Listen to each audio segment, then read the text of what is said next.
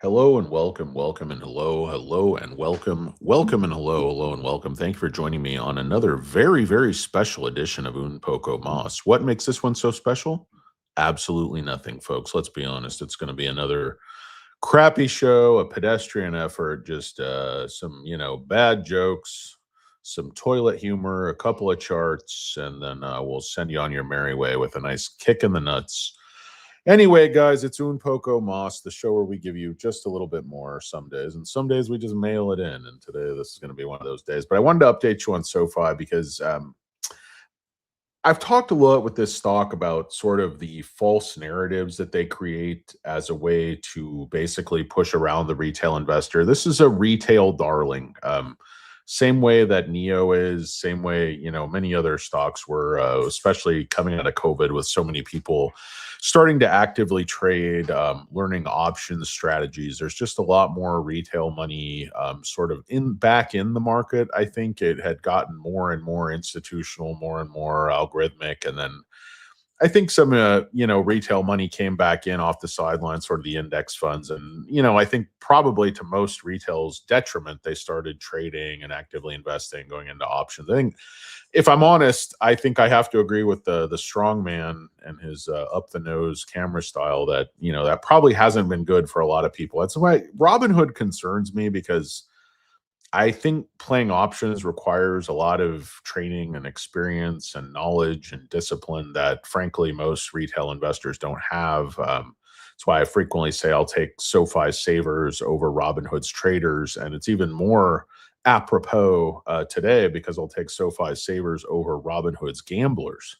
I mean, Robinhood is actively in, the sports betting game now, and they just call it something else. But even though sort of the federal government under this administration is all in with sort of aggressive crypto, I'm sure they're fine with sports betting. States may not be. And you have to remember that states are the ones who license gambling, so this is an individual state patchwork. And I think I'm not sure about this, but I think Robinhood could really, really be in some hot water if some state courts all of a sudden decide, hey, this is gambling. You can talk about a future event or whatever you want, but what you're doing at the end of the day is sports gambling. You're not licensed for that. So, I mean, again, I know they have legal people trying to dot all the I's and cross all the T's, but I just find the company super, super shady. Vlad and his long hair and his soul patch and his fancy shoes, just thinking he's better than me, bastard. Anyway, no, he's very young and successful and, good looking and all that. So I'm just bitter. But anyway, guys, what else is new? So what's the deal with SoFi? Why do I want to pick on Cramer again? Is it the charitable trust? Is it the light brown pants he buys at Kmart and always hikes up with his booyahs? It's just that he's terribly inconsistent on certain stocks and sends mixed messages, and a lot of people actually listen to the guy. If you remember, when Noto would come on, he would start crying about this. I don't know what to do with the stock. I don't know. It was like 8 and he couldn't get his act together, and he would just start blubbering about Noto and what great friends they were. And Noto's like, oh my God, get yourself together, man. I don't care if you don't like the stock. Stop crying. It's embarrassing. But anyway, that's neither here nor there. Just to put a finer point, they did an analysis, some grad student or something did an analysis of Cramer's stock picks, and they basically proved, I think, proved as kind of a, harsh word, but showed that you would be better off throwing darts at a dartboard, picking stocks, or just picking randomly, and you would be far better off in, just putting your money in an index fund than you would be listening to Cramer's picks as he times them, because it doesn't make any sense. And I'll give you an example of that. Like, if you look at this article, and I know you might say, what difference is Cramer? Actually, probably more so than any other individual person in the landscape of financial media on the face of the earth, even more powerful than the great Tevis at fundamentals of investing. Guys, I do have the Tevis 3000 2.0 with me right now. Let's really drill down on this. We don't have time to drill down on it right now, Tevis 3000 2.0, but perhaps we will later. I'm at capacity. You're at capacity. Okay, I'll talk to you later. I'll get back to you when your workload lightens up a little bit. Thank you, though. To the moon indeed, SB5087. I thought I was on mute again. Oh, nobody's watching this godforsaken show. Shocker. So he said on this was, I think, late October. I think it was October 24. The article's November 5, but he said, okay, officially, SoFi is an amazing company. I think it's run terrifically by Anthony Noto, an old friend. I'm in 30 years. I think it's resting right here, and then it's going to go up again. And Affirm and SoFi are my favorite ones. So if you look back at what was happening on October 24, that's like back in this region. So the stock is like, 26, 27, and then it even goes up quite a bit higher right after that. And if it was at, November 5th, you're looking at same thing. So he's talking about, $27 level. Basically, the stock is consolidating. And then if you go back to his comments, like just yesterday, he said, okay, SoFi stock right now enjoying, I could say, a pullback. I don't want to buy it until I think we're further along in the pullback because now it got a very high price to earnings multiple. Why don't we wait and see if you can't get this stock at 20? You can buy littles 23, but I don't want you to pay these prices. Okay, here's the problem with that. Now, I've heard this so many times that I almost look at it as like a logical fallacy. You say, I love the stock. I love the stock. He's always loved SoFi, but he has valuation concerns. He has hand wringing. He has pearl clutching. And he's saying this stock is just overvalued. So you could nibble at 23 or you could buy, a nice position at 20. Well, here's where the problem comes in. I mean, if you look at the chart, this thing broke through 25 back in August, and then it's tested the downside once, twice, thrice, 4 times, cuatro ocho cinco. And of course, they do call me Tabasco Rojas, former Montreal Expos relief pitcher. They also call me Hurricane Lopez, Stock Karen, Little Danny Cornbread DeCarlo, The Tugboat, MC Al Dente, DJ Patchy Drizzle, Danny Deals. I don't know what else. But and if you actually study this chart carefully, it's not double testing the bottom. It's not double tapping the bottom. It's actually off the bottom, and then it tests the top of the channel. Off the bottom, test the top of the channel again. I mean, this time it only went up to like 2960, and then continues all the way up for the top. Believe it or not, between these two peaks comes all the way back down to 2550. So test the bottom again, breaks back through the top, test the bottom again, test the top again, test the bottom again. So this zigzagging pattern into this channel has been pretty consistent since August. And what Cramer's wanting you to do is buy down, either start buying here, which, okay, that could kind of make a little bit of sense, or buy here. Now, why is the stock going to set up for you to buy here? There's no support here. There's really nothing here. The closest you could sort of find some support would be like 1691. So I don't know. His analysis is just like try to catch a falling knife. And if you look at it from today's levels, I mean, 20 is like 27% downside from here. So what's indicating to you that this, and if you look at how this thing sets up, I mean, basically this was earnings right here. So what you had was the stock came off this exact same level, about 25, and this is a month before earnings. So now we're just a little more than a month before earnings at that exact same level. The previous ER was very, very solid. If not great, it was at least good. I mean, I don't think, if you're not going to say it was an A, it was at least a B plus. And I mean, I think it was a solid A, given the growth, margins heading in the right direction. I mean, and then they're back besides these valuation concerns and hand. So just, does this make sense to you, given the data and what we've seen the stock behave like before? Does it make sense that this is then going to come here and just all of a sudden crap out here where there's no real resistance at 27.50 and just crash back down to 20 before earnings? And if you're going to wait to after another great ER and then hope for 20, last time it ran up to 32.50 and then was sort of rejected there at the sort of royal we of 30. But just to think that's going to happen again, you're going to get another bite at the apple at 20. I just think it's just foolhardy. If you want to own this stock, if you want to be there for the run, and what do I see setting up? I've talked about this a lot of times. You see the setups with Palantir, with Robinhood. I mean, these are stocks with 85% institutional ownership. SoFi still sitting about 55% institutional ownership, but that number goes up all the time. And I say, why do they keep banging it off the same level on the bottom, almost exactly? Do you think it's because they want to sell it that low? Of course not. That doesn't make any sense. They take it off of this low 4 and 5 times because that's a level they think they can get you to sell you their shares. And they want your shares at the upside too. Why do you think they've now taken it off at 30? 1, 2, 3, call this all 3, but it's really 4, 5 times. 5 times off of they're fine for you to sell at 30. They're fine for you to sell at 25. But what they don't want you to do is sell at 100. They want to sell at 100. Or they want to hold forever. I mean, I know you could say, okay, the overall market's going sideways, been very uncertain, but I'm telling you, these narratives don't form by accident. And I don't think Cramer is just some babe in the woods going, hey, I didn't know I just told you it's going up from 30 and now I'm telling you to buy at 20. And before I was crying about the stock at 6 and, I was laughing at the stock at 11. It's like, where are your valuation concerns at 4? Where's all your tiny wing, small ball, pearl clutching at 4?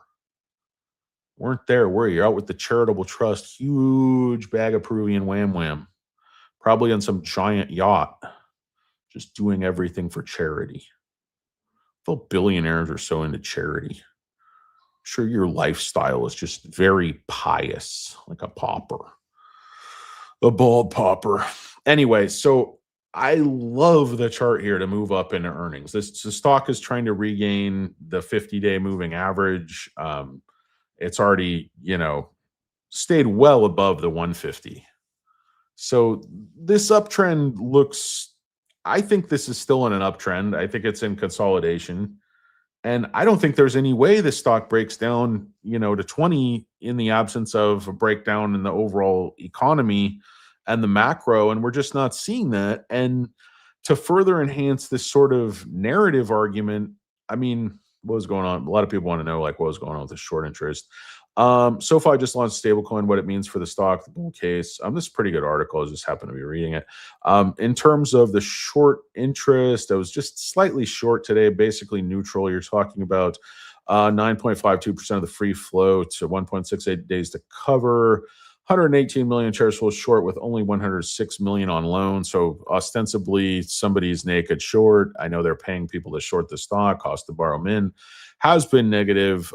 You got, of course, if the day ends in a Y, our good buddy, chief technical officer, Jeremy Rochelle, just sold another $2.5 million in stock. And I know that's part of his trading plan. You sort of see this is where all the EPS is going. This is why EBITDA in spread and that, because they're paying these guys, I think, too much. Now you say, okay, they've done so good with the technology, then he still has another 800,000 shares. So he's still got, another 20 some million dollars worth of stock. And this is the CTO. I mean, this guy, he must be brilliant. Because these guys are getting, fat off of our cash. That's for sure. I'm getting fat off of chicken quesadillas. Ugh. Let's past tense that. I got fat off of chicken quesadillas. I'm ashamed of myself, folks. I really am. I really, really am. Anyway, guys, buy Microsoft, by the way. Dan Ives just said Microsoft 30% upside in 2026. Here's why it's an AI frontrunner. I talked about this a little bit in my last video. Copilot is embedded everywhere. Ives put an outperform rating of 625 on the stock. I think I was trading about 485 today when I bought a little bit more there. I closed today 485.92. So concerns about CapEx. I mean, they just made some big deals in India, internet security, all kinds of stuff going on. Microsoft is positioned to actually monetize and capitalize on AI in the enterprise area. I mean, I know Google is, nipping at their heels, but Microsoft has decades and decades of, sort of institutional presence in this space, and it's just like a very natural progression for them to monetize. I think Microsoft is going to be one of the best performing. I know it's boring old Microsoft, boring, boring, boring. It's not exciting like Google. It's not fun like Netflix, in the rom-com. So this shows exactly, Un Poco Mas is exactly like one of those Lifetime movies where an unlikely couple gets together for Christmas. Like they're both single parents, and one of them lost their spouse in a plane crash, and the other one lost their husband when he was getting a penis enlargement in Beverly Hills, and they just don't know what to do for the holidays, and their golden retrievers bumped into each other, spilled some frozen yogurt, and all of a sudden they're together, and it's a happy holiday. Well, this show's basically the exact same thing, but instead of some scenario like that, it's just a fat guy talking about stocks. Happy holidays, you motherfuckers. You ungrateful bastards. I hate the holidays. Not as much as I hate all of you, but still, it's in the running. By the way, guys, buy SOFI, buy SOFI, buy SOFI. Nafa Feppo. Don't sue me, bro. Nafa Feppo. Not financial advice, for entertainment purposes only. If you buy my stupid picks and you lose all your money, you get what you deserve for listening to stupid U-turder. No training, no experience, no bona fides, no CV, no resume, no degree. I didn't even stay at a Holiday Inn Express last night, guys. I have no expertise whatsoever. I am man-boobing at an executive level. Let me tell you something. If your airbags are out of date, your airbags are 10 years old, they're probably not going to work. Next best thing you can do for your personal safety is a nice set of man boobs. Let me tell you something. Nafa Feppo. Naughty Lurker's here. The great Naughty Lurker. NGS, Nafa Feppo. Merry Christmas. What's going on? The great Eddie Martin is here. What's going on, Eddie? I bought puts on Rocket Lab. Halo. Rocket Lab, didn't it go way up today or something? Or way down? That guy that I don't even pay attention to his sales, either on crack or he's got one crazy money psychic X. Yeah, somebody told me he was getting divorced or something. This was another one. Yeah, just guys, read that Dan Ives comment about Microsoft, because he's right on the money. I think Microsoft is probably more undervalued and more set up to actually capitalize on AI and monetize that quickly. They're already doing it. Their adoption is actually through the roof. There was an article, Microsoft's not getting adoption on Copilot. That was in the consumer space. That's never been their bag, baby. Like Austin Powers and penis pumps. It's just not my bag, baby. He wrote a book saying it is his bag, but it's not his bag. Okay, I got some turds coming to do some work. That's good. I love turds. This is an interesting article if you like just a big pile of steaming excrement just smeared on your inbox. This is by Bearers of Wall Street. And I was just doing a little, doing a little DD into this turd. By the way, this article is really a hit piece. But if you look at his other calls, like, Amazon, get out while you can. Tesla, house of cards, ready to collapse. Nvidia, get out while you still can. Microsoft, the party is coming to an end. Palantir, we were wrong. But if you look at his analysis, like I saw, he was a strong sell of Nvidia, like back before it just went up 60%. And then if you look at some of these other turds, like, who the hell was this? I don't know who that is. I am going to ignore that for now. Sorry, that's a really annoying ringtone, guys. Gets me up in the morning. I actually for some reason, my alarm sound is a super soothing song. It actually wakes me up. It's like, doo, doo, doo, doo, doo. Feels like it should be putting you to sleep, but it's been waking me up for so long. Anyway, this Bears of Wall Street, he's a booger. He's a Seeking Alpha booger. He's ranked number 30,000 out of 32,000. His success rate's 42%. His average return is minus 28%. If you look at like some of his calls, like Nvidia, bearish Nvidia, sell Nvidia at 114, sell Nvidia, whatever. I guess he was bullish Nvidia at 131 and then bearish Nvidia at 114, or, and you just get the idea, guys. He's bearish Google at 252. Stock has tons of upside. SOFI is bearish and bearish. Nvidia is bearish. I'm sure Broadcom is bearish. Basically bearish everything, except what's he like? The one stock he likes is D-Wave Quantum. Okay. And one other stock he likes, United Health. I like United Health too. But he just basically bearish all tech, just on like multiples. So you have to keep that in mind when you're reading this stuff. But it goes up to the top, it goes up the top of Seeking Alpha. This stuff, like I said, it influences people. Now, this not as much as, Cramer. Like I said, Cramer's probably the most influential stock guy in the whole world. People listen to that guy. People think just because he says something, it has some validity. But, if you look at empirical evidence, the opposite is true. You should be inverse Cramer. You should be going out, following stock picks of some guy with a nice head of hair. You know what I mean? Nice head of hair, nice set of man boobs, no $1 billion, no charitable trust holding me back, no brown poopy pants and high belts from K-Mart, just hiking up that belt. Just get 2 thumbs in that guy every time somebody asks a question. Booyah. Oh, man. I don't know. I just don't like Cramer. I don't know why. Just really don't like him. What's up, White Sensation 0101? What are you teaching, a survey course? How to be awesome and white 101. I think I audited that course. A big snoozer. The great Paul Gardner is here. The great Paul Gardner. What's going on? PG. It's PG-13 for adult situations, adult themes. Paul Gardner is a mature gentleman. Let's see. Yeah, a lot of people are on crack. That's part of what makes the markets great. My biceps are getting huge holding these SMCI bags.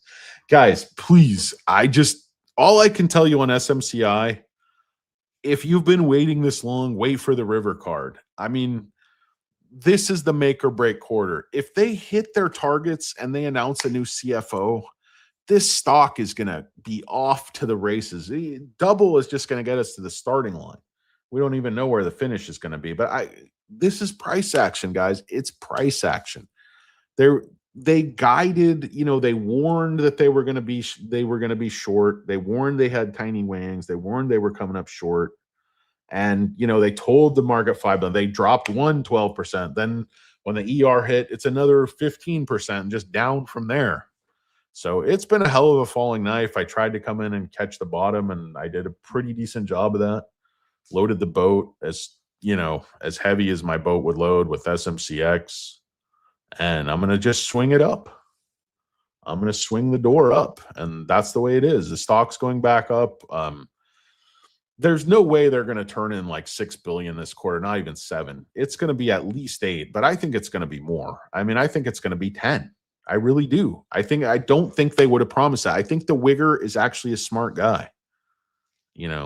So I think this company is incredibly well positioned, SMCI. You can't be afraid of price action. Institutions continue to buy this stuff. This is what I would say. If you're worried about SMCI, misery loves company. Look at the institutional ownership on this one, my friend. Premium the option. Look at the institutional ownership. It's been flat, flat, flat. Just big increase. Big increase. So, I mean, and insiders is even, why didn't they dump everything on that less run to 60? So 26%, insider ownership, and you have 60% institutional ownership. That's 86%. I mean, even if that's a little bit off, you probably still got retail only owns, 20% of the shares tops. If they do what I think they're going to do on this ER, the price is going to take care of itself. It really is. I mean, they're not going to be able to, trade this thing at a market cap of, 1/4 of their sales. it's just, I mean, what's the market cap on this thing now? Like 18 and a half or something? 18.548. Doing some napkin math there, man. I'm one of the only people that can actually do napkin math without a napkin. I can usually only go to 10 using my fingers, but I can go to 11. It goes to 11 because I use my wiener. In a pinch, if you know what I mean. And if you're a fat guy with short, fat legs, you definitely know what I mean about a pinch. Could be a testicle, could be a turtle head, but one way or the other, that bear trap's going to get you. That's why you got to lose weight. The power of friction, folks. Money momentum, city change. Biceps getting huge, wings getting small. That's a trade-off. That's the old financial trade-off. Acom's razor is Paventway's predicament. SMCI to fucking moon. I'm all about it. I believe in this company. I really, really believe in this company. They're perfectly positioned. I mean, okay, so they did 5. What if they do, 10, 11, 12 and hit, that 38 mark they think they're going to hit? Not only the top line is going to go up, the bottom line is going to go up, but you have to reprice this market cap. It's just ridiculous. 18.54 billion. They sold over 22 billion last year. So you got a 20% discount, whatever it is, to last year's sales. Price to sales, way under 1 on an, agnostic, pure AI play, growing the top line like 50%. How does that valuation compute? Can you track that? And you say, okay, accounting concerns, irregularities, that all came to nothing. And there was some legitimate stuff in there. And they still haven't fixed it. They still haven't fixed the personnel. They still haven't done what they said they were going to do with that special committee lady, a special committee of 1. That lady came in like a fucking Captain Save-A-Bro. She was going to make everything better with her recommendations. Wave her magic wand in her pantsuit, and we're all sitting pretty, eating whale blubber, making our own soap, farm to table.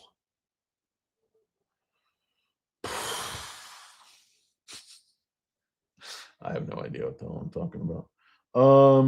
Mysterio 5837. It's time for Iovance Therapeutics. Iovance is going way past the teens. I mean, Iovance is going to make a huge move. Frank Costanza level. Wait for it. Or I mean, Frank Reynolds. They both had moves, Frank Reynolds and Frank Costanza. Any strange fathers? AstraZeneca failed their phase 3. Yep, I know. Iovance is the only immunotherapy. Yep, you're absolutely right. And a lot of people, that was a huge concern, was that competition from AstraZeneca, but it crashed and burned. So that's a huge, that's sort of you wouldn't really call it a catalyst for Avia. You've got a negative catalyst for AstraZeneca, but basically the same thing. Their competition, shit the bed. So don't sub and like. Not a lurker is trying to suck you in. It's a trick. It's a trap. We got Michael Anthony is here. I can be your hero, baby. Look at LW. There's lots of downgrades. Sell types, potatoes, items, MCD. Looks the biggest buyer. Fixes the beat earnings and res. Beat that raise. Dividend 38 cents. Okay, I'll take a look at her. Their OR didn't even come close. Second phase is only 13.3. Yeah, I remember reading about that at the time. This was months back. I mean, it was like there was articles coming out on Seeking Alpha, like, hey, competition is coming. And there was another article I read that said, like, even with the competition, this is still a strong buy. And then when that failed, I think that really sort of de-risked at least the current therapy. So I think you're right on the money, Mysterio 5837. I love you in South Park, by the way. D.E. Paul Gardner. Did Cramer say something about SOFI tonight, or what's the thumb? Yeah, he said, or it might have been yesterday, PG. I love you in the Rockford Files, by the way. He said, basically, he said last month and a half ago, hey, this stock is resting, consolidating, and go back up. That was in the high 20s, maybe 30, whatever it was, 27, 30. And then yesterday, I guess it was, he said, okay, SoFi is right now enjoying, I'd say, a pullback. I don't want to buy until we think we're further along the pullback. So it's a wait and see if you can't get the stock at 20, start nibbling at 23, but I don't want you to pay these prices. So you've already had the stock come down, close to 20% after earnings, came down as far as like 24, 25, 4 times. You could have pulled the trigger anywhere down there, high 24s. He doesn't like it. Cramer doesn't like it. He's, waxing his head with sex wax. Most people put it on their surfboards. He puts it on his head. He actually laminated his head. He ran it through one of those little pea brain laminators, keeps that thing pristine, kind of the way your grandmother might put a plastic slip cover over a couch. Does the same thing with his head. Anyway, so something not a lurker has not been willing to go there. What's up? It's Mopar Jeep Limited 5.7. Got some Berkshire ACAT secured puts running. There you go. There you go. Yeah, love me some Berkshire. A lot of fear around the transition, but Berkshire is very, very solid. Whoever they put there, the culture is kind of that Omaha culture. Omaha, somewhere in middle America. The heart matters. It's a heart that matters more. I don't really remember the words of that song. I'm Counting Crows. Step out the front door like a ghost into the fog where no one notices the contract. White on white. In between the moon and you, the angels get a better view. The crumbling difference between wrong and right. Oh, I'm getting laughed at. I love Counting Crows, though. August and everything after. It was great. Right? Round here, lolling and up straight. Wasn't that guy married to Courtney Cox at the time? Courtney Cox Arquette? Excuse me. I was thinking if I hyphenated my name, perhaps one Hispanic name and one Asian name, I could sell more real estate. Like if my name was Denise Garcia Shimoto or Veronica Gutierrez Kim. I don't know. I think if I identified as a woman with a hyphenated multiracial name and I had a pantsuit on, I would definitely sell more real estate. But I do have some pretty strong man boobs going for me, so that's pretty good. So anyway, yeah, Cramer was trashing the stock, of course. Sorry about the Counting Crows stuff, guys. I'm not much of a singer, but I do enjoy it. We were going to get Danny Oki going. It's going to maybe start off with some Thunderstruck, Violent Femmes, Blister in the Sun. Somebody suggested that. Do some Blink. We could do some Danny Oki. Whatever you guys want to do. Be better if we get a guest on, though, because my voice is real shitty. And I'm terrible. But whatever, If small humiliations, held me back, I would never do anything. In fact, they're the spice of life. Being a bit embarrassed. You guys want to see what the Tevis 3000 2.0 has to say on that? I don't think he's following us. Let's see. I feel like there's a disconnect. Yeah, I feel like there's a disconnect too, Tevis 3000 2.0. We're not really on the same page. What would be the key learnings here? Well, the key learnings here would we need better communication so that we can, bring these projects to fruition. Let's circle back to that. Yeah, let's circle back to it, Tevis. I'm executed to it. The Tevis 3000 2.0 we brought in just because we can't afford Tevis and his team. We're trying to get some analysis done, but find this to be a cheaper solution. Gives us the same level of corporate jargon for just a fraction of the price. We're gaining traction. We are gaining traction. Thanks, Paul. Appreciate it. Yeah, I don't know. It's just, does that make sense to you? Does that make sense to anybody? Why would you wait for 20? There's no support at 20. It never made a market at 20. The falling knife is 1650, maybe 18. You'd find a few, dog turds on the chart there if you sniffed around real hard. But if you want to spend your days sniffing a fire hydrant, I'm not your guy. If you're a bleacher sniffer, just hitting the high school after a homecoming game, just sniffing around for change and strange butt smells, I'm not your guy. Okay? If your MO is to go down to the bus. Sorry, guys, I can't do this bit anymore. Yep, that is the Canadian. You guys love Tevis as much as I do. Wait, what haven't we used? That's a no-brainer. That is a no-brainer. And yeah, the Canadian Tevis, the Canadian FinTurd Mafia. Guys, should I get my Canadian FinTech Mafia hat out? No, I shouldn't.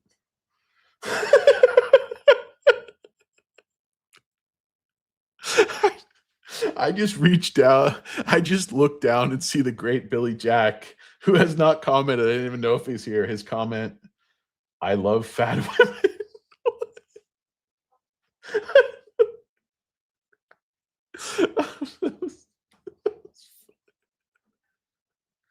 That got me, Billy Jack. That was funny. Just coming out of nowhere. Danny Deals does not like Cramer. No, you know what? I actually do like Cramer. That's the funny thing. I think his show is funny. I think he's likable. I think he does give all his money to charity and all this stuff. I think he's probably a good guy. I mean, but he says these things like they have no consequence. Like, well, SOFI this, SOFI that, it's going to go up from 30, it's going to go down to 20. I mean, these are big swings you're talking about. Hey, you're just talking about the stock and a 30% haircut. To those of us that have our whole ego and identity tied up in the stock, it's quite a threat. I'm going to need more therapy. And I can't afford more therapy unless the stock goes up. Because I have Obamacare Bronze. And Obamacare Bronze, basically, they use the Kevin Costner, Robert Duvall approach. If you're sick, they just drive your women and children out into the cold prairie. Why are those guys always some weird foreigners too, or like the cattle barons? Some Irish guy in like a suit and a watch and stuff. He's just out in the middle of Kansas, just terrorizing the poor sodbusters. Just doesn't make any sense. You guys think Kevin Costner's a great actor? He definitely has a giant forehead. I'm fond of you, Sue.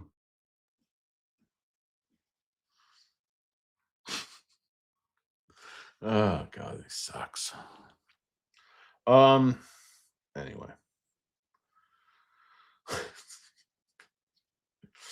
That's a genuine deal slap. Yeah, Paul, that just cracked me up. I don't know why. Just because I love me some Billy Jack anyway, but that just cemented him as an absolute first ballot Unpoco Moss Hall of Famer. So we are doing the Unpoco Moss Hall of Fame. We are going Goggy. We are starting a morning show. It's called Unpoco Moss Cafe. We're going to do 3 hours every morning. I'm bringing Not a Lurker in full time, unpaid. Got to quit his job. No, not really. But anyway, yeah, we're doing a morning show. It's called Unpoco Moss Cafe. We're going to be going Goggy. We're going to be live streaming some of my workouts. Like I said, I'm either going to get in shape this year or I'm going to die. I'm going to work out so hard. Yeah, Princess J is laughing at me because she knows I'm completely full of shit, as does the rest of my viewing audience. But, I really have to do it because I'm getting old. Me and Billy Jack, we're going to go work out.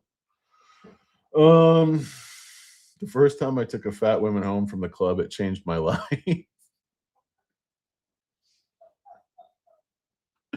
I don't know what Billy Jack's having a couple of hams beers tonight. He's just having fun. Anyway, let's see what Tevis thinks about Billy Jack and the big lovely ladies. Let's really drill down on this. I think that's what she said. Anyway, guys, this is a horrible show. There's really no place in polite society for it. But Bears of Wall Street, horrible analyst, writing a hit piece here. Recent share dilution insiders selling EPS downgrades. We're talking about a lot of stuff that just doesn't matter, completely out of the company's control. Let me see here, guys. Let me just remove.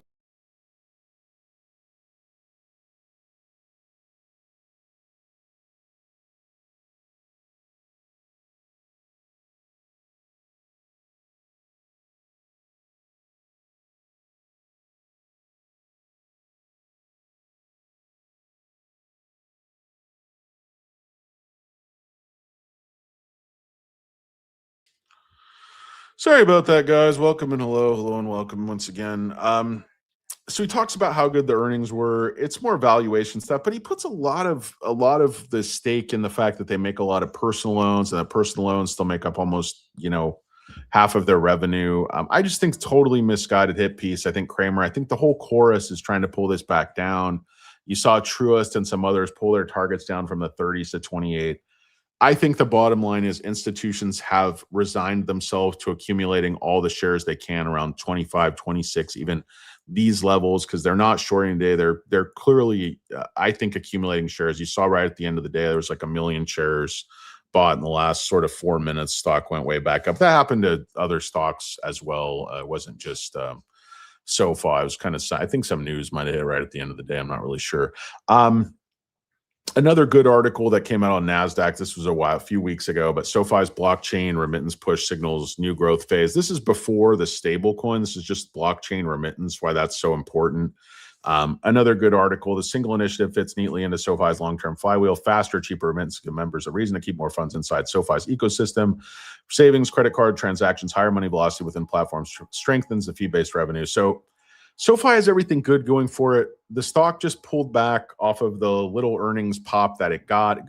It's pulled back, 15% from just the level it's going into earnings. It pulled back probably more than 20% off the pop.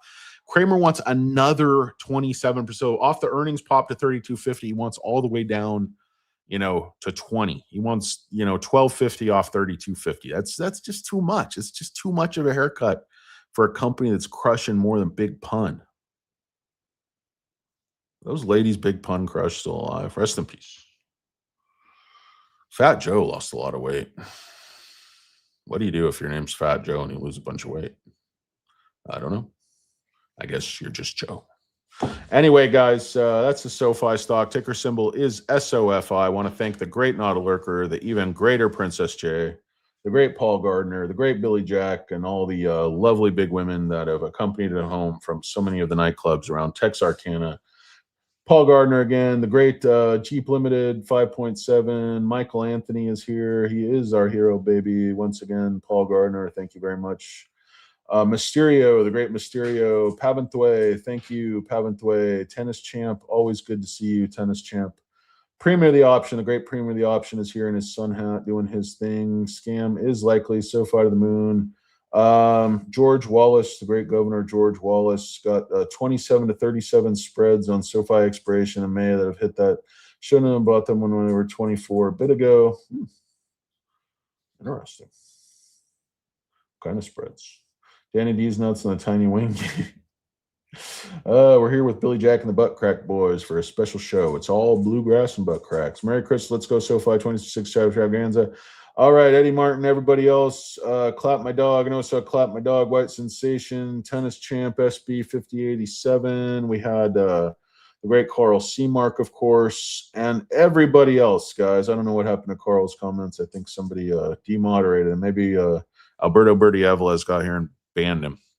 Anyway, I don't know what this thing's doing after hours. Probably trying to push it down. They were always trying to push down after hours, a little tiny wing, small ball action.